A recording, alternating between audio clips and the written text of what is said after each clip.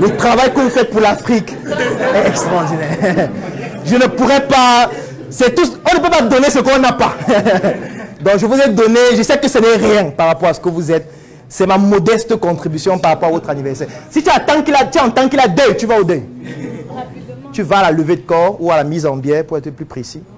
À la veillée avec corps. L'avantage, c'est quoi? Et ça, c'est ma mère qui m'avait appris ça. Vous voyez qu'on n'est pas dans l'intelligence.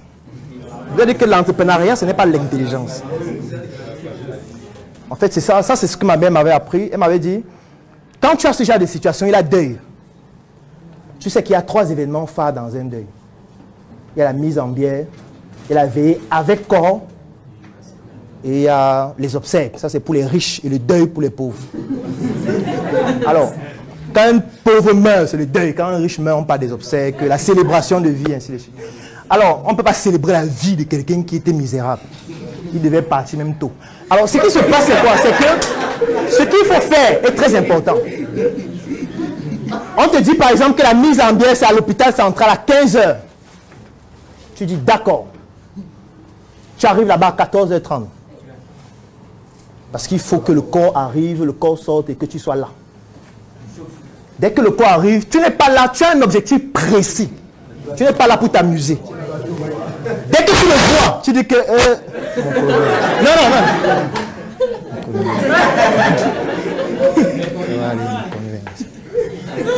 Dès que tu fais ça, tu rentres.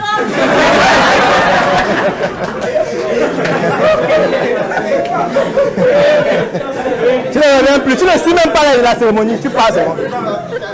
Parce qu'il y a trop de gens. Donc il faut qu'ils sachent que tu étais là physiquement. Non, il n'a pas oublié ça. Veille avec corps. Tu viens. Il y a un événement phare dans la veille avec corps, c'est qu'il y a d'abord la messe et tout ça, après la visite du corps. Tu dois être là. Parce que pendant la visite du corps, les membres de la famille sont à côté du corps. Du coup, c'est le moment idéal. Tu passes avec beaucoup d'humilité. Tu passes autour du corps. Tu fais ton signe de croix. Tu n'as pas besoin d'être chrétien ou c'est que tu veux. Fais ton signe. Dès que tu arrives, tu dis vraiment... Je sais que c'est un moment difficile. Ça va aller. Tu es venu avec un petit carton de vin que tu vas donner à la famille. Après tu rentres. Tu n'es pas obligé d'aller au village. Si tu peux aller au village, tu pars. Si tu ne peux pas, tu ne pars pas. Tu dois le faire à chaque fois qu'il y a un événement heureux ou malheureux. Tous les événements heureux ou malheureux. Tu dois être là. Ce qui fait que tu dois rechercher l'actualité sur eux. S'ils ont une promotion au travail, il faut une bouteille de vin, il faut un présent. S'ils ont quelque chose d'heureux, un enfant qui naît ou n'importe quoi, tu dois être là. Donc vous voyez comment vous êtes venu à la messe entrepreneuriale.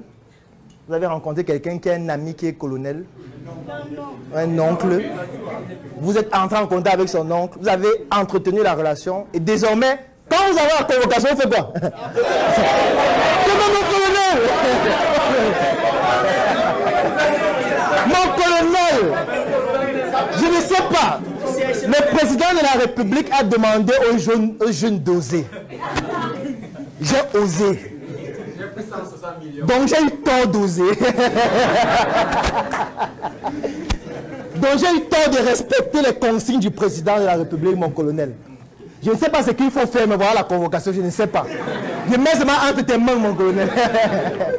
Il dit que non, laisse. Je vais régler ça. Je vais appeler le central et puis on va voir ce qu'il faut faire. Il appelle le boss de celui qui t'a donné la convocation. Il dit que mais demande, hein, les jeunes ne peuvent plus oser dans ce pays.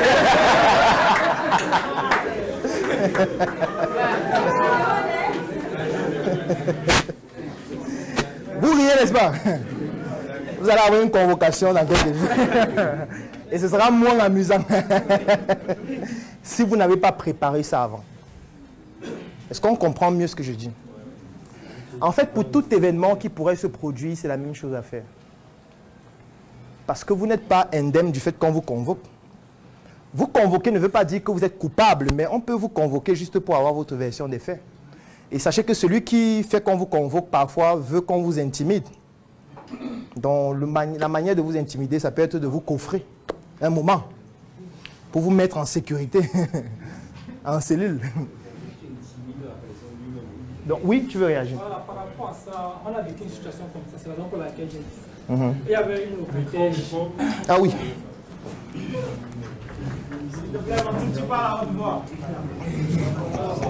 Par rapport à cette situation, on a vécu un problème comme ça avec une locataire qui dérangeait un peu.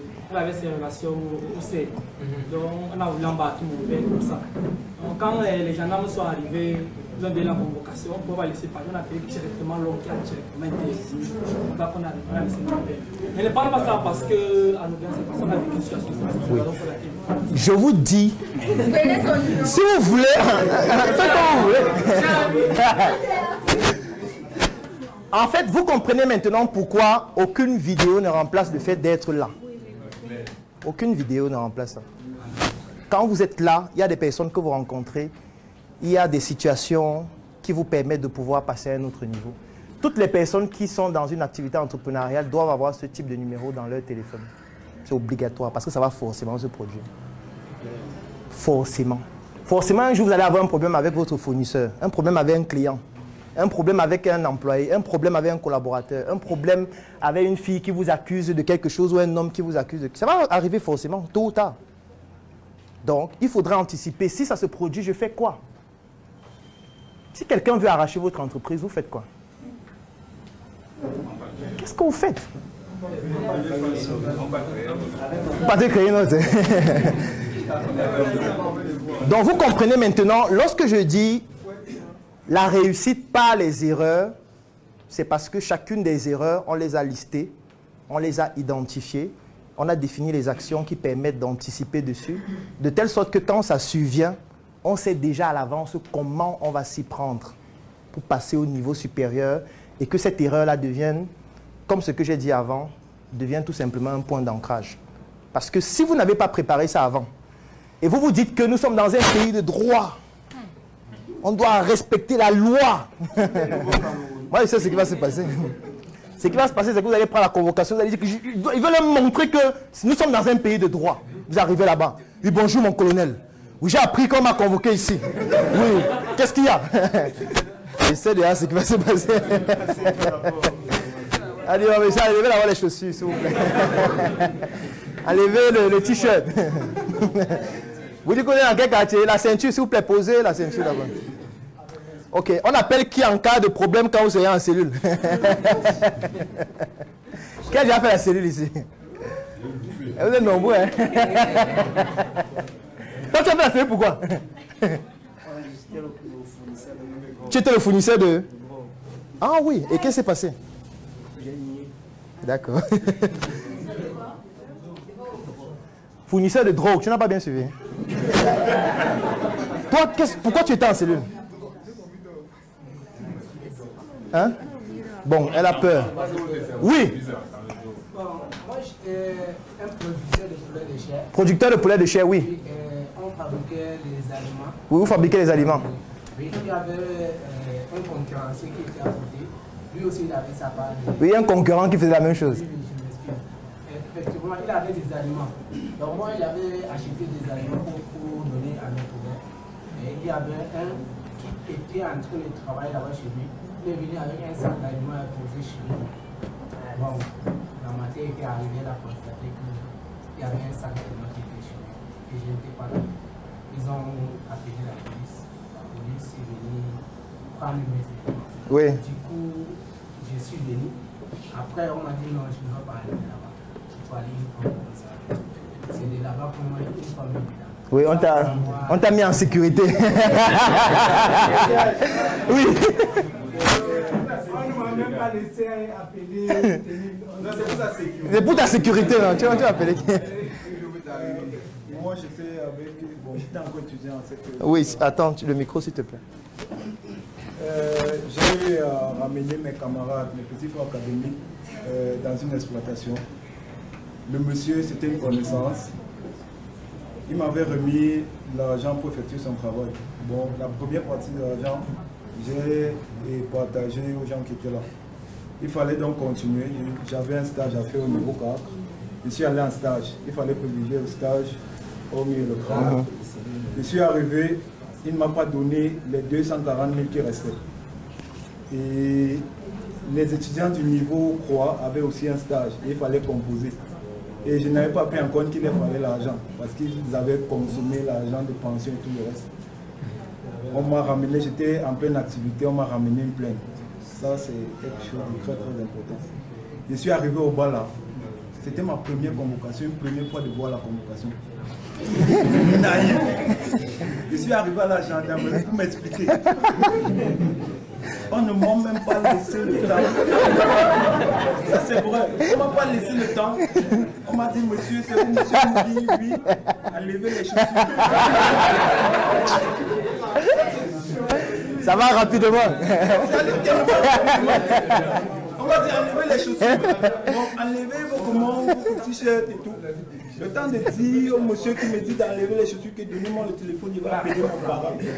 On me dit non, payez pour aller vers la chambre. Je suis arrivé devant la chambre, c'est où j'ai pris conscience. Non, j'ai bloqué la porte, j'ai dit non, je ne peux pas faire, je n'appelle pas mon père. Oui. Il faut d'abord que j'appelle papa, il doit savoir que je suis en train d'entrer en série. C'était tellement noir qu'on m'a d'abord refusé le téléphone. J'ai dit non. J'ai appelé mon père et il m'a dit qu'est-ce qui se passe. J'ai dit je n'ai pas l'argent pour payer les gens. J'ai appelé le monsieur à Yaoundé, il a nié complètement, il a dit au commandant qui m'a remis tout l'argent. Et là, c'était un déclic. Je suis entré en cellule. 2 heures de temps après, c'est où la personne qui m'a amené là, l'intérieur m'a dit c'était l'erreur de venir ici sans appeler quelqu'un. Il fallait d'abord appeler quelqu'un en avance pour expliquer et peut-être attendre la deuxième convocation. C'est pour ça que quand vous avez raconté l'histoire là, ça m'a rappelé. Un souvenir. Tu veux aussi raconter dans l'expérience? Moi, j'ai été contactée par une personne en ligne qui appréciait ce que je faisais et qui m'a demandé de venir faire une conférence pour des jeunes, tout frais payé. Maintenant, le jour qu'on devait rentrer, parce que j'étais avec d'autres personnes aussi qui communiquent en ligne, le jour qu'on devait rentrer, le responsable de l'hôtel me fait comprendre qu'on n'a pas encore payé les frais et la dame, elle ne répond pas. Moi, j'écris à la dame, elle répond. Donc, elle m'a pas bloqué, mais elle a bloqué le responsable. Finalement, elle me dit, elle arrive à l'hôtel. Ok, elle arrive à l'hôtel, on lui dit que bon, on nous a appelé, qu'on n'a pas encore payé, qu'est-ce qui se passe? Elle dit que non, c'est pas le monsieur qui nous a appelé, c'est la compta, nanani, nanana. Et comme moi, je suis restée en contact avec le directeur, finalement, elle est descendue. Le directeur m'a écrit, donc elle est descendue, mais elle ne dit rien d'intéressant. Quand mon bus décolle, je ne sais pas comment on va faire ici. Plus tard, je me rends compte qu'il a appelé le commissaire de l'un des commissariats de la ville, qui est arrivé à l'hôtel, qui a compris un peu des faits. Et après, il nous dit que bon, on va aller faire la déposition. On ne connaissait pas trop ce que c'était.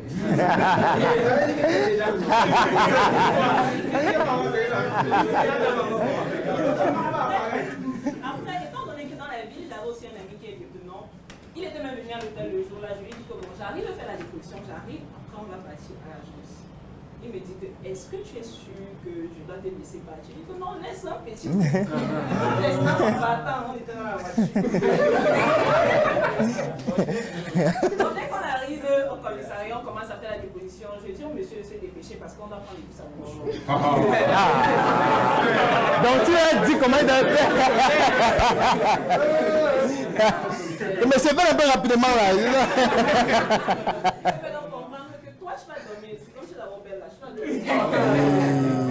Regarde le monsieur, moi je reste zéro. Après, on demande aussi d'autres choses aux autres personnes à côté. On finit d'expliquer l'histoire. Je me rends compte que le commissaire qui nous a mené, lui, il est en train de rentrer dans le bus. On est déjà à 22h, donc là j'ai raté le bus, il n'y a plus moyen. Je me dis que quand on va finir, finalement, on va rentrer. On me fait comprendre que bon, nous sommes en bourse, ici il n'y a pas d'imprimerie. Donc les dépositions, il faut imprimer avant de signer. C'est que ça va se faire demain à 11h. Et entre temps, vous allez dormir. C'est là que j'ai compris. Le guet-apens.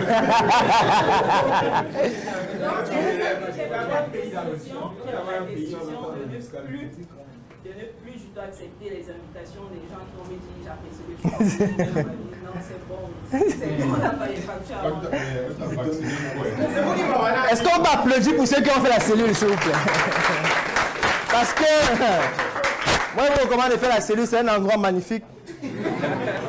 Ça rend humble. Ça te permet de te connecter avec l'humanité. La fraîcheur du sol est magnifique. En fait, il y a beaucoup de personnes qui ont appris à lire en cellule et en prison. Parce qu'il n'y a rien à faire. Tu es dans un endroit où il n'y a pas de fenêtre. Tu ne sais pas si c'est le jour, si c'est la nuit. Tu ne sais pas quelle heure il est, puisqu'il n'y a pas la montre, il n'y a pas de téléphone. Donc tu ne sais pas est-ce qu'il est 23h, est-ce qu'il est 8h, est-ce qu'il est 4h. Tu ne sais pas quand tu vas sortir. Donc du coup, le meilleur accessoire, c'est un livre. Tu lis seulement, tu lis. Tu finis de lire, tu relis. Tu dis qu'apportez-moi les livres, s'il vous plaît. Il y a des gens qui ont écrit des livres en cellule. Bon, puisque je n'ai jamais eu le temps pour écrire. Comme j'ai tout le temps maintenant, je peux écrire. J'offre 3 mois d'accompagnement sur mesure gratuitement à tous les membres de la Startup Academy. La Startup Academy, c'est cette initiative qui a vu le jour en 2016 et qui est basée sur un trépied que nous appelons le trépied idéologique, qui comporte la sensibilisation en ce qui concerne l'entrepreneuriat, la formation sur tous les métiers et les secteurs d'activité qui tournent autour des opportunités d'affaires et enfin l'investissement dans des projets. Que vous soyez un débutant, un étudiant, un entrepreneur ou alors toute personne qui est intéressée par les affaires, durant cet accompagnement qui va durer 3 mois et qui est entièrement gratuit, vous allez bénéficier de notre retour d'expérience, de notre visibilité et surtout de nos stratégies qui vont permettre à votre projet de pouvoir décoller. Je vais laisser un lien dans la description de cette vidéo et en commentaire. Vous cliquez dessus, vous remplissez le formulaire pour pouvoir bénéficier en exclusivité de cet accompagnement gratuit sur mesure par rapport à votre activité qui va durer 3 mois. Rendez-vous à la Startup Academy.